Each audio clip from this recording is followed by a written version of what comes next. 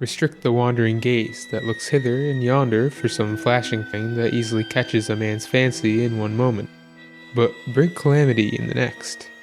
For the eyes are never tired of seeing, nor are they quick to spot illusion. A man whose gaze is corrupted is like a warped mirror that has traded beauty for ugliness and ugliness for beauty. Instead, fix your eyes to what is edifying and what is pure, and then you will be able to recognize the profane monuments of the outsider. That is one and the first of the 7 strictures, a collection of teachings and laws by which the fictional organization known as the Abbey of Everyman follows. But it's perhaps not just the teachings that the Abbey spreads, but rather the fear they strike into the hearts of the citizens of the Empire that is their true work. Work that, despite how cruel and unjust it seems, has kept the Empire from much trouble, and work that alongside the Abbey itself has only just begun.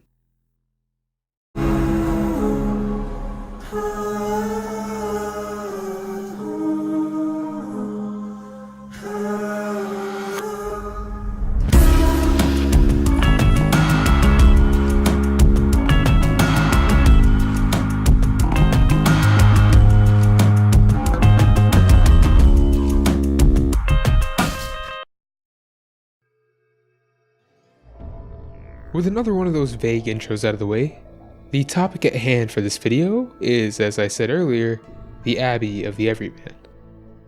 Now to start, the Abbey of the Everyman, in the most simple and compressed terminology, is an almost religious-like organization that exists within and is endorsed by the Empire of the Isles. The reason, however, as to why I call it religious-like, is that outside of the various rituals and similarities to real-world religions, the Abbey does not seemingly worship any god. Rather, their purpose for existing is pretty much the opposite of worship. Instead, the enforcement of a lack of worship. Though, for organization's sake, I won't get into the reason for the Abbey's existence just yet, as covering its origins, goals, history, and future will all be factors in that explanation, and as such will be things that I'll get to. The first topic then, in examining the Abbey of the Everyman, is how it even began. Though the problem in looking to the Abbey's origin is that it's pretty much non-existent. Rather, the furthest back that we can go into the Abbey's history is with one of its first high overseers, similar to something like the Pope in our world, John Clavering, who ordered the Abbey to be built in 1701 in the Empire's capital city of Dunwall. It would be from this point onward that the Abbey would slowly begin to accrue many more followers, and in the process of doing as such, would also begin to eradicate the rest of the so-called religions in the area. But in saying that, I think it would also be important to describe these other religions in Dunwall at the same time, as their existence is also the reason for the Abbey's existence. You see, before the Abbey, almost everyone worshipped the outsider in some form. And as many of you may know at this point, these worshippers of the outsider have some twisted and dark ways of doing said worship. For this reason, alongside the various others, specifically those doing with the aforementioned outsider and the rather dark end that dealings with him would result in, the Abbey would eventually come to call this eradication the Rectification War, with it finally ending after many years with the Battle of Whitecliff in the town of Whitecliff, where many heretics, as the Abbey describes them, being cleansed, which is really just nice wording for the fact that they were all killed. Following the Battle of Whitecliff, the Abbey would go about preaching of what happened and the horrors they overcame, which they would also transcribe. Alongside this, it would also be the Battle of Whitecliff that would mark the completion of the Abbey itself in 1708. From here, the Abbey's influence would only grow, and through their growth they would also form somewhat of a stranglehold on the seat of the throne of the Empire, as with the majority of people essentially being forced to follow the teachings of the Abbey out of fear of persecution. The governing classes, while not completely, would also cave in to the Abbey's might. But while this may all sound fairly dark, it was in fact the people who presumably wanted something like the Abbey to exist, as the Call of the Void is one that can lead to ruin, and worse, can lead some to kill others. Something we've seen in the likes of people like Vera Moray and Delilah Copperspoon. Origin and history out of the way, the teachings of the Abbey also follow heavily with its mission. That is to say that any who follow the teachings of the Abbey, or preach them, are to resist all temptations of the outsider. At first, this may seem similar to how religions in our world work, regarding sin at least. But in the case of the Dishonored world, it's really a lot darker with how those who give in to the outsider's soothing hum are handled by the Abbey. For this reason then, the Abbey attempts to give all within the Empire rules to live by. The first of which I said in the intro, and the other 6 which I will explain in just a second. Or at least mention. These laws go by the name of the 7 strictures, and generally help protect all who supposedly follow them to a T, from the evil of the outsider. Though the interpretation of the strictures and their subsequent enforcement don't always seem to be done in the most competent of ways. So then, in continuing the explanation of the strictures, the 7 go as such. 1. Restrict the wandering gaze. 2. Restrict the lying tongue. 3. Restrict the restless hands. 4. Restrict the roving feet. 5. Restrict the rampant hunger. 6. Restrict the wanton flesh. And lastly, 7. Restrict the errant mind. These 7 strictures, while I haven't said the full strictures themselves, essentially explain themselves with the titles, and as a result, also show the similarity that the strictures have to various real-world religions and their subsequent rules, though with a much more sinister twist. For people in the Empire then, following the strictures is the only true way they can supposedly protect themselves from the outsider, as I said earlier. Though, in all reality, there are very few things that can protect one from the Void God, and even more so, the Void. Though that's something that I'll get to in just a bit. That then takes us to how exactly the Abbey has gone about in enforcing its strictures, and more so, how exactly the Abbey even finds out about so-called heretical behavior. That is, that it does so in the same way anyone would imagine.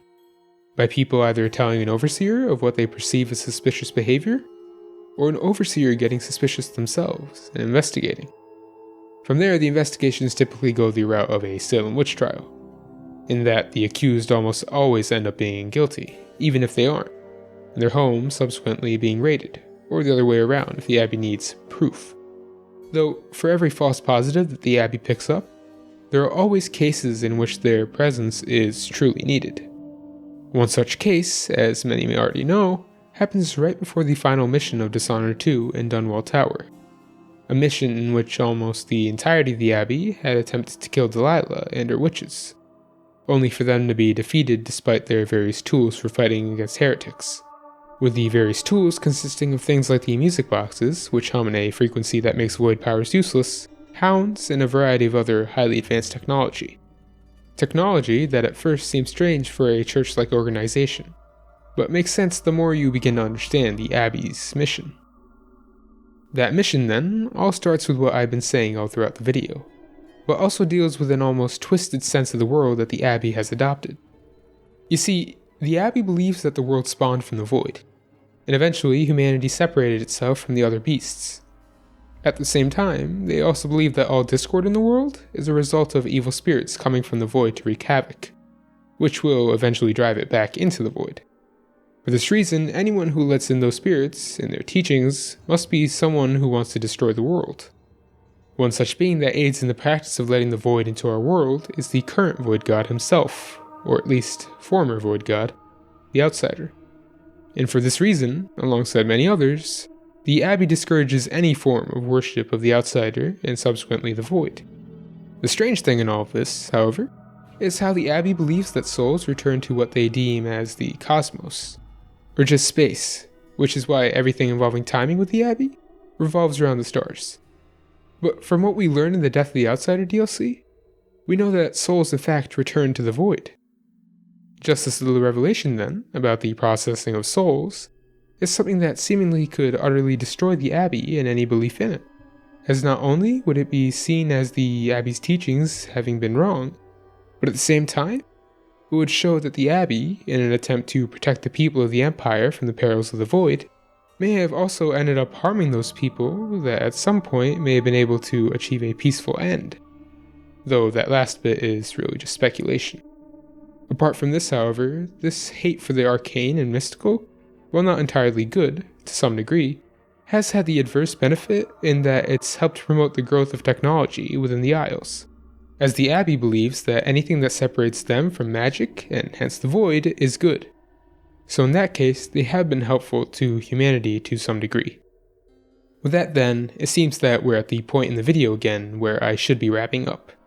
And as such, the wrapping up of the story of the Abbey can easily be summed in that the Abbey, while an organization that was seemingly created to protect people from the terrible things that the void could unleash upon the world, has slowly become something that's truly twisted, as not only have its own leaders slowly gone astray, but at the same time, the Abbey's very foundations have become shaken with the final DLC of Dishonored 2, something that perhaps shows the signs of its eventual decline, what with the downfall of the Outsider. Nevertheless, it will still continue to survive for quite some time, as despite the disappearance of the Outsider, the world is still filled with those that would be attempting to control or obtain power from the void. And when there's people willing to abuse that power, then there's always going to be those willing to fight back. So, with all of that done, I'd like to thank you guys for watching this video. If you liked it, please leave a like. If you disliked, leave a dislike. But please, tell me why. And if you really liked it, then maybe subscribe? Anyways, thanks for watching once again, and until next time, I'll be out preaching the ways of the 7 strictures. Kuyo out.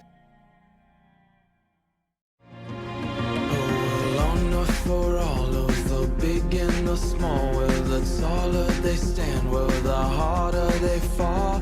We live for today, but we die for the next, with blood in our veins, in the air, and our chest. Or we step into war with our hearts